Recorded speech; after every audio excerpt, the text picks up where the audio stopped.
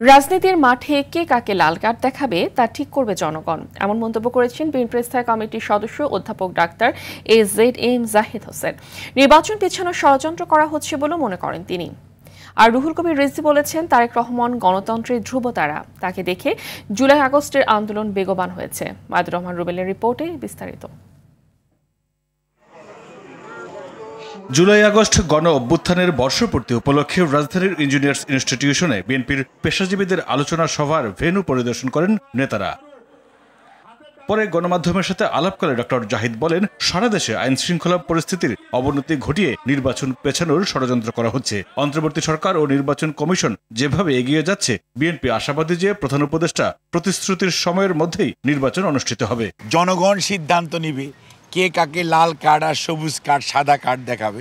আইন শৃঙ্খলার অবনতি ঘটানো যায় তাহলে নিশ্চয়ই কোনো না কোনো কর্নারের লাভ হওয়ার সম্ভাবনা আছে। তবে আমরা খুবই আশাবাদী ফেব্রুয়ারির মধ্যভাগের মধ্যে নির্বাচনের যে কমিটমেন্ট ওনারা করেছেন সেটি ওনারা ফুলফিল করবেন। এদিকে 24-এর গণ অভ্যুত্থানে কুড়িগ্রামের 10টি শহীদ পরিবারের হাতে আর্থিক সহযোগিতা তুলে দিয়েছে বিএনপির ভারপ্রাপ্ত চেয়ারম্যানের পক্ষে আমরা বিএনপি পরিবার। অনুষ্ঠানে রিজভী বলেন, গত 16 বছরে বেগম খালেদা জিয়া ও তারেক রহমানের নেতৃত্বে গণতন্ত্রের মাঠে যে পটভূমি রচিত হয়েছিল, সেই পটভূমির উপর জুলাই আন্দোলন বিজয় লাভ করেছে। সরকারের উচিত জনগণের সেন্টিমেন্ট, জনগণের আবেগকে ধারণ করে একটি নির্বাচন অবশ্যই আগামী রমজানের আগেই সেই নির্বাচন ব্যবস্থা তারা করবেন। ইতিমধ্যে তারা ডিসেম্বরের মধ্যে সব প্রস্তুতির কথা বলেছেন। এই আশাবাদ জনগণের মধ্যে জেগে উঠেছে। এদিকে তারেক রহমানের বিরুদ্ধে মিথ্যাচার ও অপপ্রচারের প্রতিবাদে বিক্ষোভ মিছিল করেছে জাতীয়তাবাদী স্বেচ্ছাসেবক দল।